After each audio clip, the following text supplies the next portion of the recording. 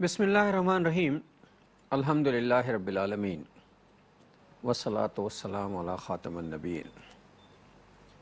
ناظرین محترم السلام علیکم ورحمۃ اللہ وبرکاتہ۔ پروگرام سیرت النبی صلی اللہ علیہ وآلہ وسلم میں آپ کا خیر مقدم ہے۔ اس پروگرام میں ہم نبی کریم صلی اللہ علیہ وسلم کی سیرت طیبہ کے حوالے سے تفصیلی گفتگو کرتے ہیں۔ میرے ساتھ تشریف فرما ہوتے ہیں جناب شجاع الدین شیخ صاحب، حسب معمول ہمارے آپ کا میزبان ڈاکٹر محمود غزنوی آپ کے ساتھ ہوتا ہے، اور ARYQ ٹی وی پر جمعے اور ہفتے کی رات 9 بجے ہماری آپ کی ملاقات ہوتی ہے۔ نبی محترم صلی اللہ علیہ وآلہ وسلم کی حیات طیبہ پر جو ہے وہ گفتگو جاری و ساری ہے۔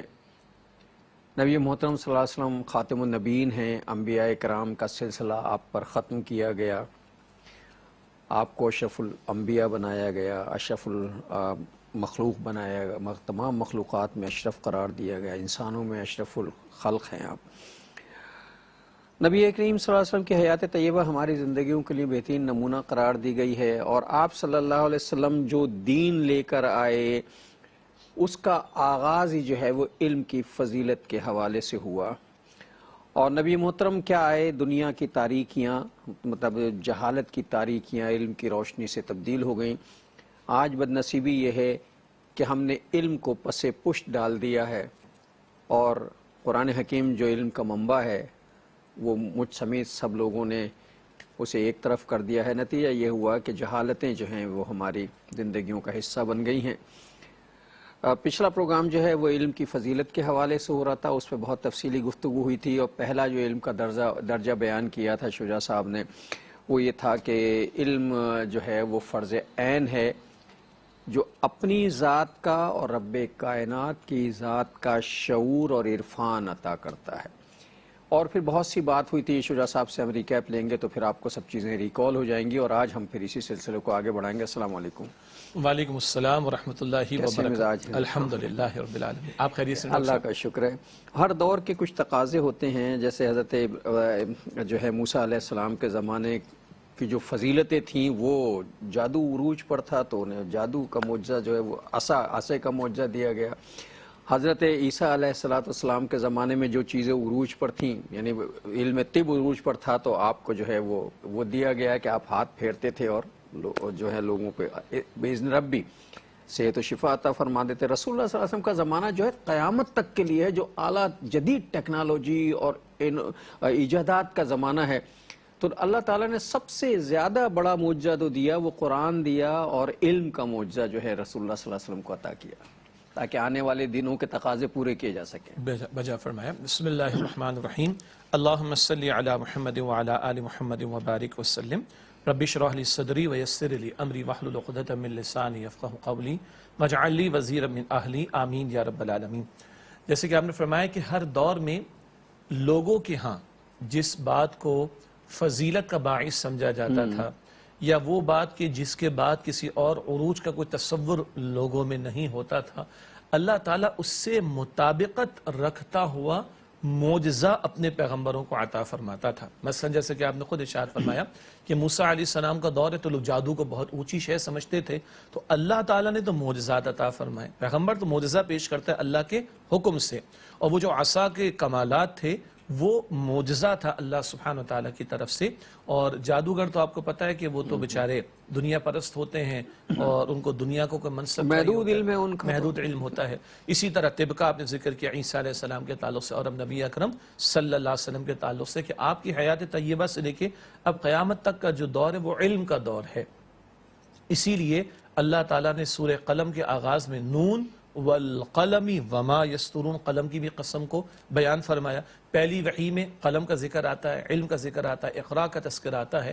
تو اب جو قیامت تک کا دور ہے وہ علم کا دور ہے، جس میں ایجادات اور ٹیکنالوجی، یہ فنون کا اظہار ضرور ہے، مگر علم کا دور ہے جو نبی اکرم علیہ السلام کے حیات طیبہ سے آخرت تک کی بات اگر ہم کریں، اور اس تعلق سے سب سے بڑا معجزہ اور زندہ معجزہ اور قیامت تک باقی رہنے والا معجزہ وہ قرآن حکیم ہے جو نبی اکرم صلی اللہ علیہ وسلم کو عطا کیا گیا۔ گزشتہ پروگرام کی ریکیپ کے حوالے سے جیسے کہ آپ نے فرمایا کہ ہم نے فضیلت علم کے ٹاپک پر کلام بھی شروع کیا، اور اب بات یہ چلی کہ کون کون سا علم ضروری ہے، فرض کے درجے میں ہے اور ہر ایک کے لیے لازم ہے۔ تو جس علم پر پچھلی مرتبہ کلام شروع ہوا وہ علم ہے کہ جو معرفت کا علم ہے، میری حقیقت کیا ہے، مجھے پیدا کرنے والا کون ہے، یہ کائنات، یہ دنیا، سب کچھ یوں سجایا گیا، اس کا علم بندے کو ہو جائے، اس کا مقصد کیا ہے۔ یہ وہ پہلا علم ہے معرفت کے حصول کے اعتبار سے اپنے بارے میں، کائنات کے بارے میں اور خالق کائنات کے بارے میں، کہ جو ہر ایک پر حاصل کرنا لازم ہے۔ اور اللہ تعالیٰ کی شان کریمی یہ ہے کہ اس بارے میں، اس کائنات میں بھی نشانیاں بے شمار ہیں جو اللہ تعالیٰ نے پیش کر دی، اور خالق کائنات نے آخری کلام قرآن حکیم میں بھی جا بجا ان نشانیوں کا تذکرہ اور ان پر غور و فکر کی دعوت دے دی۔ گو کہ یہ غور و فکر کی دعوت پچھلی کتابوں میں بھی رہی، کیونکہ انسان تو شروع دور سے چلا آ رہا ہے، آدم علیہ السلام کے دور سے، تو غور و فکر کی دعوت پچھلے کلاموں میں بھی رہی، لیکن کیونکہ پچھلی کتابیں اب اپنی اصل شکل میں موجود نہیں، تو بہرحال قرآن حکیم کی طرف توجہ کرنا اور کرایا جانا ضروری ہے۔ اور ہم نے پچھلے پروگرام میں اس بات کا تذکرہ کیا کہ 14 صدیوں پہلے رہنے والا صحرا کا بدو ہو یا چرخہ چلانے والی بوڑھی اماں ہو، وہ بھی کائنات میں اور انسانی وجود میں پھیلی ہوئی نشانی پر غور و فکر کرے تو خالق کائنات کو بھی پہچان لے گا اور اپنی بے بسی، محتاجی کو بھی پہچان لے گا۔ ہاں، رب کائنات نے ایک کتاب کائنات ہمارے سامنے رکھی، الحمدللہ رب العالمین، یہ کتاب کائنات پر غور و فکر کی دعوت ہے، اور پھر اہدنا الصراط المستقیم، تو کتاب قرآن بھی ہمارے سامنے رکھ دی جس میں غور و فکر کی بار بار دعوت دی گئی۔ پچھلے پروگرام میں وہ آیت کریمہ بھی سامنے آئی کہ سنوریہم آیاتنا فی الآفاق وفی انفسہم حتی یتبین لہم انہ الحق، اس کائنات میں وہ اپنی نشانیاں دکھائیں گے، ان کے وجود میں نشانیاں دکھائیں گے، یہاں تک کہ ان پر حق واضح ہو جائے گا۔ اور پچھلی مرتبہ وہ اونٹ پر غور و فکر، آسمان پر غور و فکر، پہاڑوں پر غور و فکر اور زمین پر غور و فکر، مکڑی کے جالوں پر غور و فکر، شہد کی مکھی پر غور و فکر، جا بجا یہ نشانی قرآن حکیم میں اللہ تعالیٰ نے بیان فرمائی، ان کا کچھ مختصر تذکرہ ہوا تھا کہ یہ سب دعوت دیتی ہے نشانی غور و فکر کی، اپنی بے بسی کو پہچانو، اپنے خالق کی عظمت کو پہچانو، اور اس ساری تخلیق میں جو مقصدیت ہے، پرپسفلنس ہے، اس مقصدیت کو پہچان کر اپنے مقصد زندگی کو بھی پہچاننے کی کوشش کرو۔ تو میں کون، کائنات کیا اور خالق کائنات کون، یہ نقطہ تھا پچھلی مرتبہ جس پر ہم نے کچھ کلام کیا تھا۔ علم کی فضیلت کے حوالے سے بات جو ہے یہ ریکیپ ہے جس پر ہم نے علم کی فضیلت، فرض عین ہے، پھر کچھ فرض کفایہ ہیں، اس پر بات ہوئی تھی۔ اور جیسا کہ ابتدا میں انٹرو میں نے کہا تھا کہ یہ زمانہ جو ہے وہ جدید ٹیکنالوجی کا عروج کا زمانہ ہے، یعنی جس دور کے جو ٹرینڈز ہوتے ہیں یا جس زمانے کی فضیلتیں قرار دی جاتی ہیں، اس حوالے سے اللہ تعالیٰ جو ہے وہ اپنے نبیوں کو معجزے عطا کرتے ہیں۔ اس دور کی جو ٹرینڈ ہے وہ علم ہے، ٹیکنالوجی ہے، سائنس ہے، فزکس ہے، تو اللہ تعالیٰ نے وہی معجزے بھی رسول اللہ کو عطا فرمائے۔ مطلب فزکس میں ٹائم اور اسپیس کا مسئلہ ہے، اللہ تعالیٰ نے معراج کا واقعہ پیش کر کے اور ٹائم اور اسپیس کے سارے معاملات جو ہیں سلجھا دیے کہ اللہ جو ہے وہ ٹائم اور اسپیس کے حوالے سے اللہ کل شیء قدیر ہے۔ ظاہر ہے یہ وہ واقعات ہیں جو آج کے دور کے معجزے ثابت ہے۔ رسول اللہ صلی اللہ علیہ وسلم چاند کا شق ہو جانا، آج بھی دنیا اس پر ریسرچ کر رہی ہے، اور ابھی حال ہی میں ایک ریسرچ جو ہے وہ میری نظر سے گزری کہ صاحب وہ چاند پر جانے والوں نے حیرت انگیز طور پر آ کے کچھ چیزیں جو ہیں وہ رپورٹ کی ہیں، اور وہ کہتے ہیں کہ نہیں، یہ چاند جو ہے وہ محسوس ہوتا ہے کہ کہیں یہ توڑا گیا ہے، ٹوٹا ہوا، اس کے ٹکڑے محسوس ہوتے ہیں۔ ابھی حال ہی میں کچھ ریسرچ جو ہے وہ آئی ہے۔ تو یہ اللہ تعالیٰ نے اس دور کے حوالے سے معجزات دیے، کسے دیے؟ اس صاحب علم کو، اس صاحب کتاب کو جسے اللہ تعالیٰ نے وحی کے ذریعے علم، ابھی جیسے صاحب نے فرمایا کہ ایک تو علم الہی ہے، وہی علم وحی ہے، اور دوسرا مشاہدہ کائنات ہے۔ تو ہم جو ہے علم حقیقی پر گفتگو کر چکے جو فرض عین ہے کہ صاحب وہ اپنی اور ذات کی معرفت، دوسرا جو ہے وہ تدبر ہے، تفکر ہے، تعقل ہے، مشاہدہ ہے، تجربات ہیں، تاکہ انسانی زندگی کے پہلوؤں کو روشن کیا جا سکے۔ آپ کی اجازت سے یہ جو پچھلی بات ابھی پائے تکمیل کو پہنچ رہی ہے، ریکیپ بھی ہمارے سامنے آ گیا۔ ایک ہے اللہ کی تخلیق اور ایک ہے وحی الہی کا علم۔ تو بڑا پیارا ایک جملہ شاید کسی موقع پر برسوں ہو گئے اس پروگرام کو اور 500 پلس ایپیسوڈز میں، تو بعض مرتبہ بات دہرا بھی دی جائے تو کوئی حرج کی بات نہیں ہے، بلکہ دہرانا تو اچھا ہے، ہمیں تو سکھایا یہی گیا کہ بات کو دہراتے رہو. ہاں وہ اصل میں کیا کہوں دیدہ تر یہ تو میرا چہرہ ہے، سنگ کٹ جاتے ہیں پانی کی جہاں دھار گرے. جہاں دھار گرے، بالکل وہ مستقل اگر دھار گرتی رہے تو پتھر بھی کٹ جاتا ہے. ویسے عام طور پر میڈیا میں کسی بات کا جو ہے نا نشر مکرر ہونا یا ریپیٹ ہونا عیب سمجھا جاتا ہے، تو یہ میڈیا کا مسئلہ ہوگا. ٹھیک ہے، اس پوری نہیں میڈیا میں وہ کہتے ہیں جو نشر وہ میرے خیال ڈائریکٹر حضرات پروڈیوسر حضرات کے لیے عیب ہوتا ہے کہ وہ کہتے ہیں صاحب وہ آپ محنت نہیں کر رہے، کاہلی کر رہے ہیں، پچھلے پروگرام چلا رہے ہیں، ریکیپ وہ نشر مکرر. ورنہ اشتہاریات کی دنیا میں تو نشر مکرر ہی اہم چیز ہے. میں اسی پر آنا چاہ رہا تھا. وہی میڈیا مارکیٹنگ کے نام پر جو ظاہر پر مین ارننگ ان کی وہیں سے ہوتی ہے، ایک اشتہار اتنی مرتبہ تھوپ کے دکھایا جاتا ہے پبلک اور آڈینس کو کہ ان کا دماغ بیچاروں کا. اور ہوتا کیا ہے؟ ہوتا یہ ہے کہ وہ سب مائنڈ میں اس قدر وہ چیز بار بار کی تکرار سے بیٹھ چکی ہوتی ہے کہ جب آپ کسی سپر مارکیٹ میں جاتے ہیں یا کسی جنرل سٹور پر جاتے ہیں تو بے ساختہ آپ کی زبان سے وہی لفظ نکل رہا ہوتا ہے. میں کسی پروڈکٹ کا یا برانڈ کا نام نہیں لینا چاہ رہا، ورنہ وہ کہیں گے جائق صاحب کہ وہ آپ نے مارکیٹنگ کر دی. ہم بعض مرتبہ ایک پروڈکٹ اس کا نام لیتے ہیں جا کے، اچھا اس کے برانڈ کا نام لے رہے ہوتے ہیں. ہمیں ایکس چیز چاہیے ہوتی ہے، ہم اس چیز کا نام استعمال نہیں کرتے، ہم اس کے برانڈ کا، اسی کا نام مارکیٹنگ ہے نا، کہ اتنا تھوپا جائے. تو جب یہ تکرار پیسہ کمانے کے لیے اور اپنے پروڈکٹ کو سیل کرنے کے لیے برداشت کی جاتی ہے، اہتمام کیا جاتا ہے، تو اللہ کے بندو، اللہ تو قرآن کریم کو ذکر کہتا ہے، یاد دہانی. اور اللہ اپنے پیارے حبیب علیہ السلام کو فرماتا ہے سورہ ذاریات کی آیت نمبر 55 میں، وَذَكِّرْ فَإِنَّ الذِّكْرَى تَنْفَعُ الْمُؤْمِنِينَ. اے نبی نصیحت کیجئے، یاد دہانی کرائیے، بے شک یاد دہانی کرانا اہل ایمان کو نفع دیتا ہے. میں جملہ کیا عرض کرنا چاہ رہا تھا وہ یہ تھا کہ this universe is the creation of Allah subhanahu wa ta'ala and the Quran is the word of Allah subhanahu wa ta'ala. یا یوں کہہ لیں this creation, this universe is the act of Allah subhanahu wa ta'ala and this Quran is the word of Allah subhanahu wa ta'ala. There cannot be any contradiction between the two. قرآن اللہ کا قول ہے، کائنات اللہ کا عمل ہے، دونوں میں مطابقت ملے گی، تضاد تفاوت نہیں. سورہ ملک میں اسی کا تذکرہ ہوا نا کہ کہیں بھی زمین سے آسمان تک تمہاری نظر جائے گی، تھک کے واپس آ جائے گی، لیکن تم کہیں بھی تفاوت نہیں، یعنی کہیں بھی آپس میں اختلاف نہیں دیکھو گے. جو کچھ اللہ کہتا ہے وہی حقیقت ہے.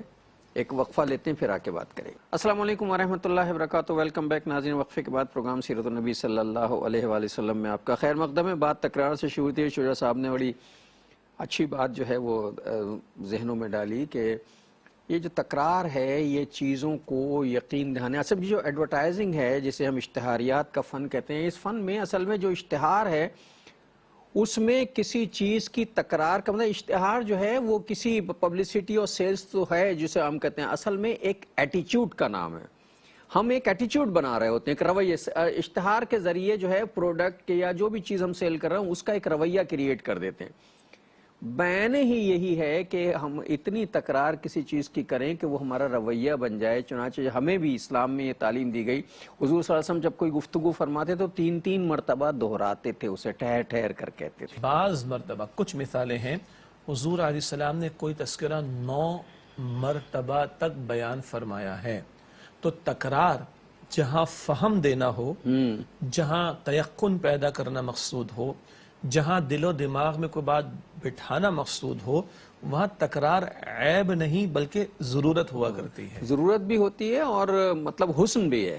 حسن بھی ہے. سورہ رحمان جی بالکل 31 مرتبہ 78 آیات ہے سورۃ الرحمن میں، اور 31 مرتبہ آتا ہے فَبِأَيِّ آلَاءِ رَبِّكُمَا تُكَذِّبَانِ. اچھا میں دوبارہ اس جملے کو دہرا دوں. بہت مشہور ایک صاحب علم ان کا جملہ ہے، میرا نہیں ہے، ان کا جملہ میں نے کہا تھا، کائنات اللہ کا عمل اور قرآن حکیم اللہ تعالیٰ کا قول ہے. تو اللہ تعالیٰ کے قول میں اور عمل میں تو تضاد سوال ہی پیدا نہیں ہوتا. تو اللہ کائنات پر غور و فکر کی دعوت دیتا ہے تو تم قرآن کی عظمت کو پہچانو گے.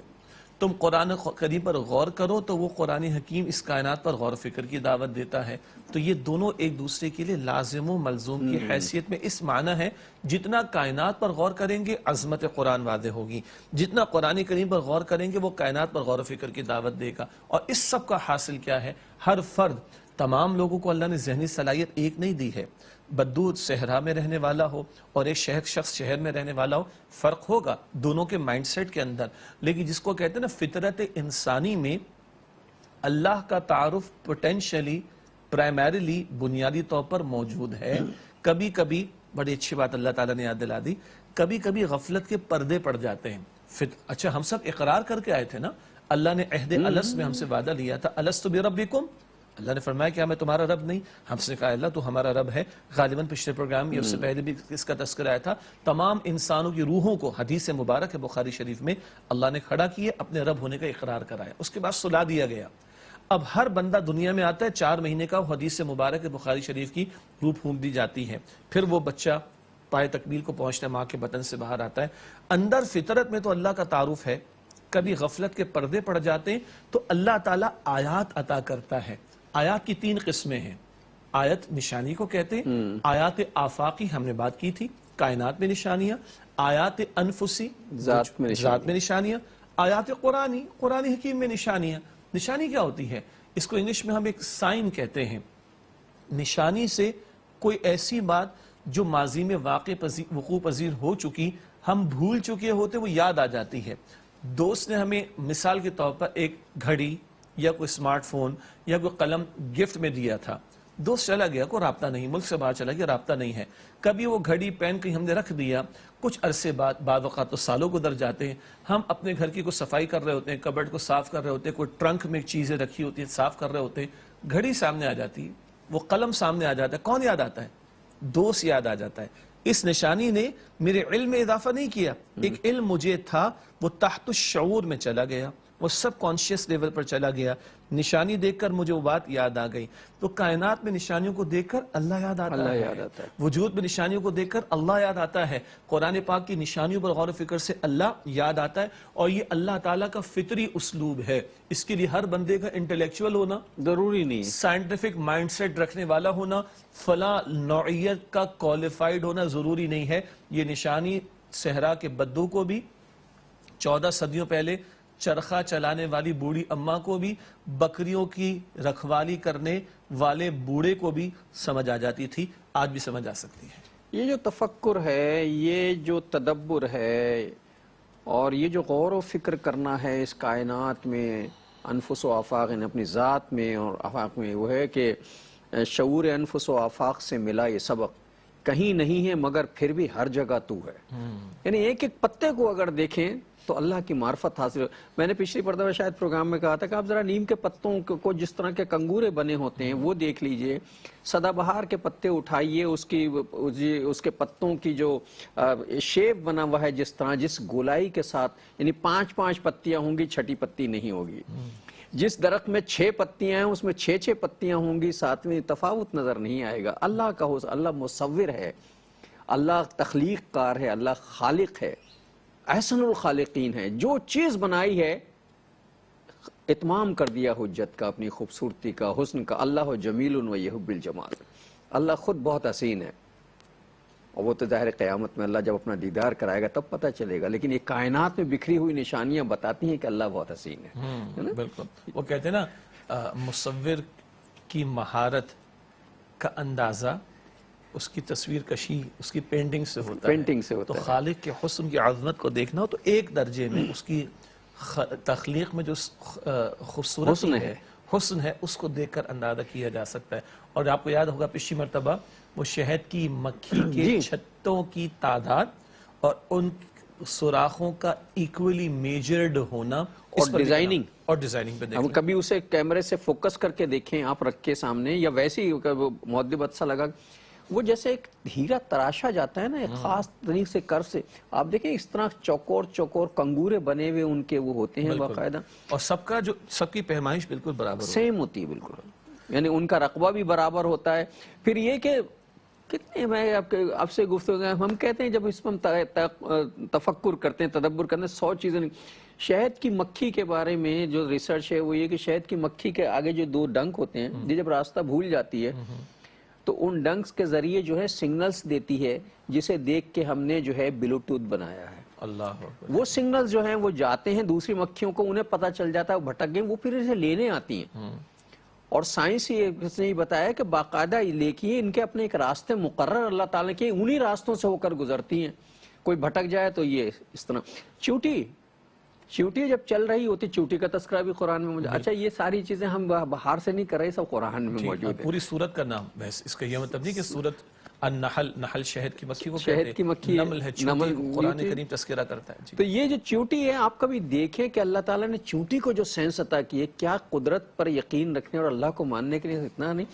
چیوٹی کے کوئی دانہ پڑا ہوتا ہے, آپ ایک چینی کا دانہ پھینک دیجئے, اس کے بعد دیکھیے کہ 5 منٹ لگتے ہیں, لائن لگ جاتی ہے چیوٹیوں کے. یہ میسج کیسے چلا جاتا ہے, ایک چیوٹی وہاں پہنچتی ہے, اس کے بعد وہ بلوٹوتھ ہے اس کے ساتھ, اس کے یہاں جو ایک وہ چیز لگی ہوئی, آپ کبھی غور سے دیکھیں فوکس کر کے اسے زوم کر کے, وہ بلوٹوتھ کے ذریعے بتا. اچھا جتنے دانے کو اٹھانے کے لیے جتنی مدد کی ضرورت ہے اتنی چیوٹیاں آ جاتی ہیں. دانہ بڑا ہے تو 4 کی ہے 4, 6 کی 6, اور سب اٹھا.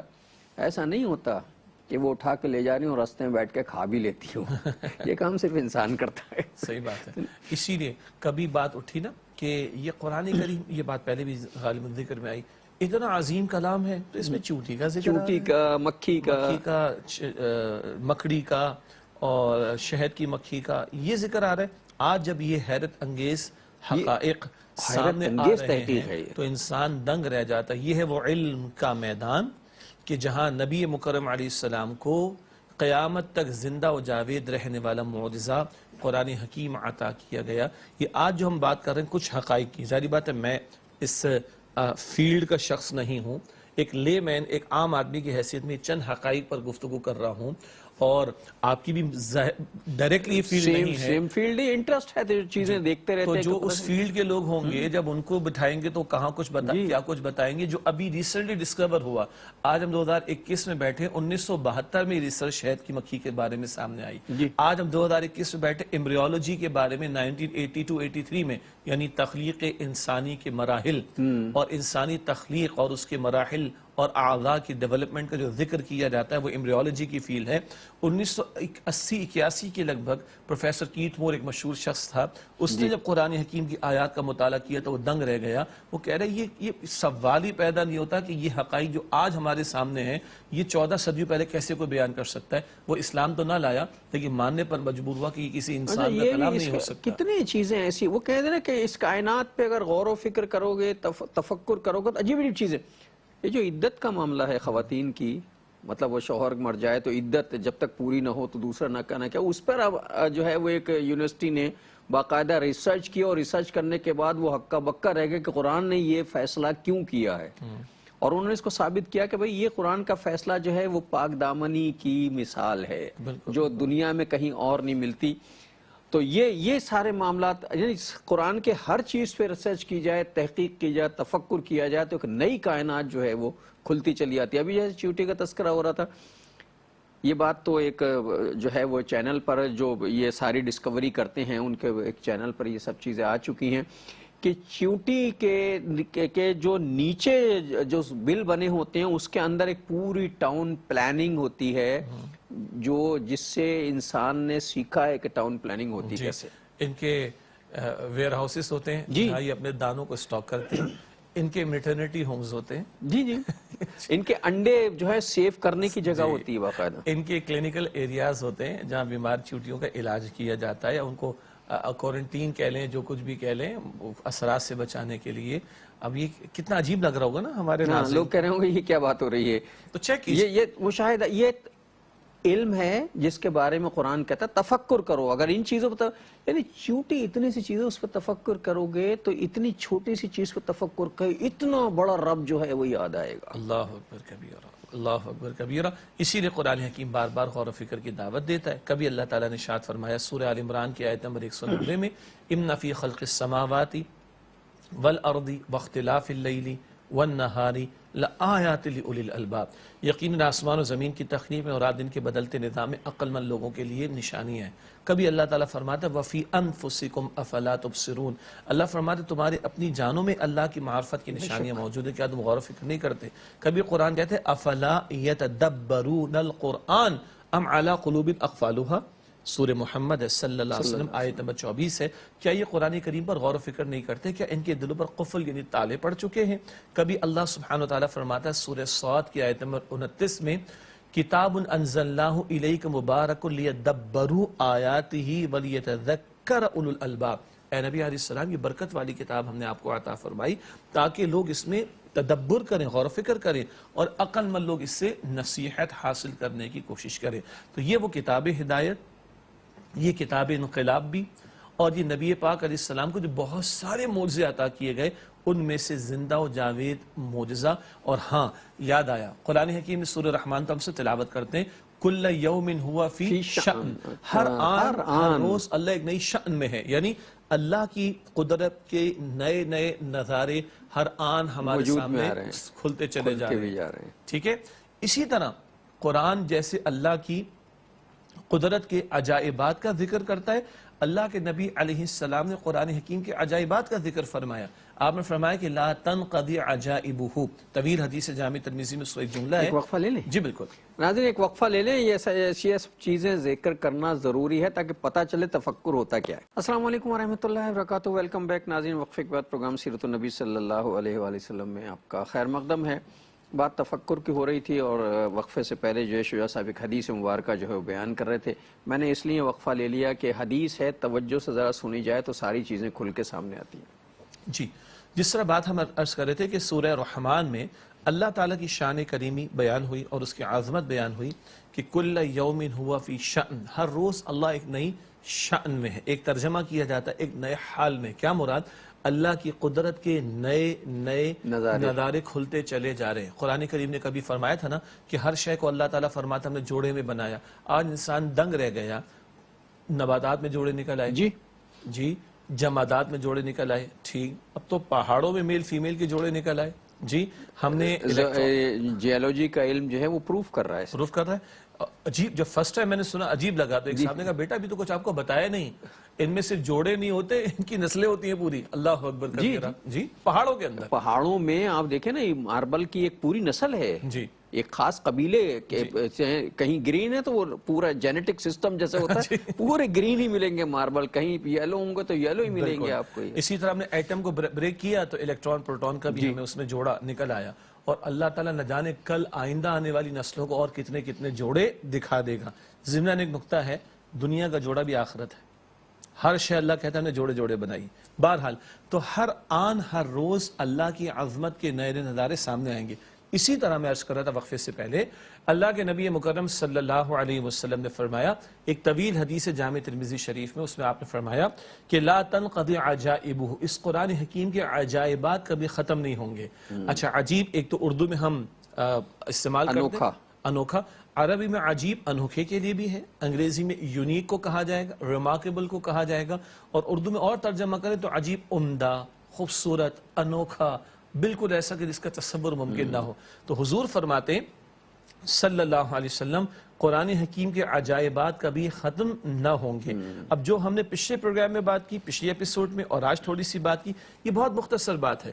البتہ قرآن حکیم کے تعلق سے جتنا غور و فکر ہو رہا ہے، بلکہ ہمارے ایک استاد نے ایک خاص موقع پر ایک بات بڑی اچھی بیان فرمائی کہ بیٹا آپ کو 1 سال ہم نے تھوڑا قرآن کا دین کا علم سکھایا، صرف اتنا بتانے کے لیے کہ آپ کتنے لا علم تھے، اگر صحیح تر لفظ کہوں تو اتنا بتانے کے لیے کتنے جاہل تھے۔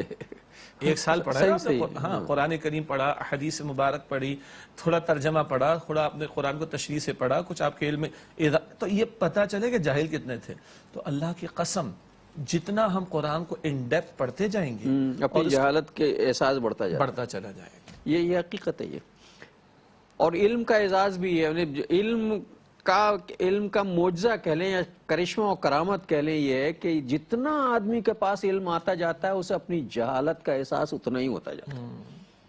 نہ جانے وہ کیسے لوگ ہوتے ہیں جو 4 کتابیں پڑھنے کے بعد علم کے تکبر میں مبتلا ہو جاتے ہیں، میں عالم ہوں، میں علامہ ہوں، ہم نے پچھلی مرتبہ پروگرام میں ایک بات بھی کہہ دی تھی کہ کچھ حضرات جو اپنے منہ سے اپنے آپ کو علامہ کا، میں علامہ کا مطلب ہوتا ہے علم پر دسترس رکھنے والا. کون یہ دعویٰ کرے گا کہ اس نے کسی خاص پرٹیکولر علم پہ دسترس حاصل کر لی؟ اور اپنے منہ میاں مٹھو بننا، ترم خواہ بننا، اللہ حفاظت فرمائے. سیدنا علی فرماتے ہیں رضی اللہ تعالیٰ عنہ، بلکہ وہ پوری بات اگر پیش ہو جائے تو بہت اچھی یاد دہانی ہو جائے گی. سیدنا علی رضی اللہ تعالیٰ عنہ سے پوچھا گیا کہ یہ فرمائے کہ علم افضل ہے یا دولت؟ ظاہری بات علم افضل ہے. تو فرمایا کہ دیکھو علم افضل ہے، دولت قارون جیسے لوگوں کو بھی ملتی رہی، علم پیغمبروں کو عطا ہوا. بے شک. جی، دولت کی حفاظت بندے کو خود کرنا پڑتی ہے، علم بندے کی حفاظت کرتا ہے. دولت خرچ کرتے ہو گھٹ جاتی ہے، علم خرچ کرو بڑھ جاتا ہے. بڑھ جاتا ہے. صحیح. دولت کی حد ہوتی ہے، علم کی حد نہیں ہوتی. دولت تکبر سکھا دیتی ہے، علم حلم سکھاتا ہے، انکسار سکھاتا ہے. یہ ہے جو علم کا حاصل ہونا چاہیے کہ آدمی جتنا بڑھے علم کے معاملے میں اتنی عاجزی، انکساری، حلم اس میں پیدا ہونا چاہیے. اللہ ہم سب کو عطا فرمائے. اور علم کی فضیلت یہی، کرشمہ یہی ہے کہ جتنا آدمی، جیسا بھی شیخ صاحب کہتے ہیں کہ جب یہ جیولوجی کے بارے میں مجھے پتا چلا کہ صاحب یہ پہاڑوں کے اور پتھروں کے بھی جوڑے ہوتے ہیں تو مجھے بڑی حیرت ہوئی. تو جب نئی معلومات آتی ہیں قرآن کے حوالے سے، حدیث کے حوالے سے، یا جدید دنیا میں جو علوم ہیں، یہ بھی ظاہر ہے اللہ ہی کے علوم ہیں، سارے اللہ ہی کے عطا کیے وہ علم. ان سے جب کوئی نئی بات کائنات کی کھل کے سامنے آتی ہے تب پتہ چلتا کہ اچھا ہم اتنے جاہل تھے، ہمیں یہ بات ابھی تک نہیں پتا تھی. تو علم جتنا آگے بڑھتا ہے ہمیں اپنی جہالت کا احساس دلاتا اور جھکاتا چلا جاتا ہے. وہ میں نے ایک شعر کبھی پڑھا تھا نا کہ پایا جو پھل تو شاخ سمردار جھک گئی، کہتی ہوئی کہ شکر ہے پروردگار کا. کہ جتنا علم آتا جاتا ہے اتنا ہی آدمی جھکتا جاتا ہے، اسے اپنی کمائیگی کا احساس ہوتا ہے کہ میں کچھ نہیں ہوں. تو ہمیں بھی اب اللہ تعالیٰ جو ہے بہرحال وہ علم عطا فرمائے. تو بات یہ ہو رہی تھی کہ جب شعور، جب ہم تفکر کرتے ہیں اور جب ہم غور و فکر کرتے ہیں تو انفرادی اور اجتماعی زندگی کے پہلو جو ہیں وہ روشن کرنے کا موقع ملتا ہے. ہماری انفرادی زندگی بھی تبدیل ہوتی ہے اور ہماری اجتماعی زندگی بھی اس غور و فکر کے نتیجے میں بدلتی ہے. بالکل. اور ایک اور اہم نقطہ جو ہماری اس پوری گفتگو میں چل رہا ہے، جس کی طرف ایک نقطہ مختصر اشارتاً پیش کیا گیا تھا کہ جب بندہ اس کائنات میں غور و فکر کرے گا، اپنے وجود میں غور و فکر کرے گا، تو خالق کائنات کو بھی پہچانے گا، اپنی حیثیت اوقات کو بھی پہچانے گا، اور مقصد زندگی کو بھی پہچانے گا. یہ بڑا اہم نقطہ ہے. جتنا اس کائنات میں غور کرتے ہیں انسان اس نتیجے پر پہنچتا ہے کہ یہ سارا نظام علل ٹپ نہیں ہے، یہ بے مقصد نہیں ہے، اس کے پیچھے کوئی تخلیق کار ہے. ہاں، یہ بامقصد نظام ہے، یہ پرپسفل ہے اور یہ مقصدیت لیے ہوئے ہے. چنانچہ جیسے آپ نے وہ سورہ ملک کا ذکر کیا کہ اس کائنات میں تفاوت نہیں ملے گا، ما تری فی خلق الرحمن من تفاوت فرجع البصر هل تری من فطور. جیسے اس کائنات میں غور و فکر کی دعوت ہے کہ تم رحمان کی تخلیق میں کوئی تفاوت نہیں دیکھو گے، کوئی فلاء کوئی رکھنا نہیں ملے گا. اسی طرح قرآن کریم یہ بھی بتاتا ہے کہ یہ سب کچھ بے مقصد نہیں ہے. کبھی مشہور الفاظ ہیں سورہ مؤمنون کے آخر میں، افحسبتم انما خلقناکم عبثا وانکم الینا لا ترجعون. کیا تم یہ گمان کر بیٹھے ہو کہ ہم نے تمہیں بیکار پیدا کیا اور تم ہماری طرح لوٹائے نہیں جاؤ گے؟ فتعال اللہ الملک الحق. اللہ تعالیٰ کی شان اس سے بہت بلند ہے کہ وہ بیکار کسی شے کو بنائے. کائنات پر غور و فکر کرتا ہے بندہ تو پہنچتا ہے کہ یہ بیکار پیدا نہیں ہوئی، کوئی چیز بھی بیکار. سورہ آل عمران کی آیت یاد آتی ہے جو تھوڑی دیر پہلے ذکر ہوا کہ ان فی خلق السماوات والارض واختلاف اللیل والنہار لآیات لأولی الالباب. آسمان و زمین کی تخلیق میں اور رات دن کے بدلتے نظام میں عقل مند لوگوں کے لیے نشانیاں ہیں. الذین یذکرون اللہ قیاما وقعودا وعلی جنوبہم، جو کھڑے بیٹھے اور اپنی کروٹوں پر اللہ کا ذکر کرتے ہیں. ویتفکرون فی خلق السماوات والارض، اور آسمان و زمین کی تخلیق میں غور و فکر کرتے ہیں. کیا نتیجہ نکلتا ہے؟ ربنا ما خلقت ھذا باطلا، اے ہمارے رب یہ سب تو نے بیکار پیدا نہیں کیا، یہ پرپسفل ہے، بامقصد ہے. فقنا عذاب النار، پس ہمیں آگ کے عذاب سے بچا لے. نتیجہ کیا ہے؟ جب کائنات بنائی گئی ہے اور تمہارے لیے سجائی گئی ہے، جب کائنات بامقصد بنائی گئی تو تم کیسے بے مقصد ہو سکتے ہو؟ صحیح. یہ ہے تیسرا سوال. پہلا سوال کیا تھا؟ میں کون. دوسرا سوال کیا تھا؟ خالق کون. تیسرا سوال میرا اور خالق کا تعلق کیا ہے؟ وہ کہتے تجھے میں نے اپنی عبادت کے لیے پیدا کیا. وما خلقت الجن والانس الا لیعبدون. اللہ فرماتا ہے میں نے جنات اور انسانوں کو اپنی تخلیق کے لیے پیدا کیا. یہ وہ سبق ہے جو اللہ نے تمام کتابوں میں اور تمام رسولوں کے ذریعے عطا کیا. یہی سبق نبی مکرم علیہ السلام کی زبان مبارک سے تمام انسانیت کے لیے جاری کیا گیا. سورہ البقرہ کی آیت نمبر 21 ہے، یا ایھا الناس اعبدوا ربکم، اے انسانوں اپنے رب کی عبادت کرو. یہ 3 سوالات بنیادی ہیں، پچھلے پروگرام میں بھی تھے. خالق، مخلوق، اور خالق اور مخلوق کا آپس کا تعلق کیا ہے کہ اس نے مخلوق و انسان کو اپنی بندگی کے لیے پیدا کیا. نہیں ہے چیز نکمی کوئی زمانے میں، کوئی برا نہیں قدرت کے کارخانے میں. تو یہ جو گفتگو ہے یہ اپنی ذات کے شعور اور رب کائنات کے شعور کے حوالے سے تھی. اور یہ جو دوسرا پہلو نکلا ہے علم کا، جس میں ہم کہتے ہیں کہ تفکر کرو گے، تدبر کرو گے، چیزوں پہ مشاہدہ کرو گے، تجربات، یہی ہمارے علم کے ذرائع ہیں، مشاہدہ، مطالعہ اور تجربہ. ان کی بنیاد پر پھر مزید علوم جو ہیں وہ ہم ایجاد کرتے ہیں یا دریافت ایجاد تو کیا کرتے ہیں، دریافت کرتے ہیں، ڈسکوری ہوتی ہے ان کی. اور انفرادی اجتماعی زندگی کے پہلو روشن ہوتے ہیں. ان علوم کو فرض کفایہ قرار دیا جاتا ہے کہ اگر اجتماعی طور پر انہیں نظر انداز کر دیا جائے تو پھر سب لوگ گناہ گار ہوتے ہیں. یہی صورت ہے. بالکل. کیونکہ کچھ لوگوں کا ڈاکٹر بننا ضروری ہے ورنہ علاج کیسے ہوں گے، کچھ لوگوں کا کیمسٹ بننا ضروری ہے، دوا کیسے بنے گی، کچھ لوگ انجینئر ہوں گے ورنہ پل کیسے بنے گا، دریا کیسے پار ہوں گے، کچھ لوگوں کا ایروناٹیکل سیکھنا ضروری ہے ورنہ ہوائی جہاز کیسے، جو کہ آج کے دور کی ضرورت جو ہے وہ ہوائی جہاز ہے. اگر نہیں کچھ لوگ حاصل کریں گے تو دوسرے ہوائی جہازوں سے مار کے چلے جائیں گے ہمیں.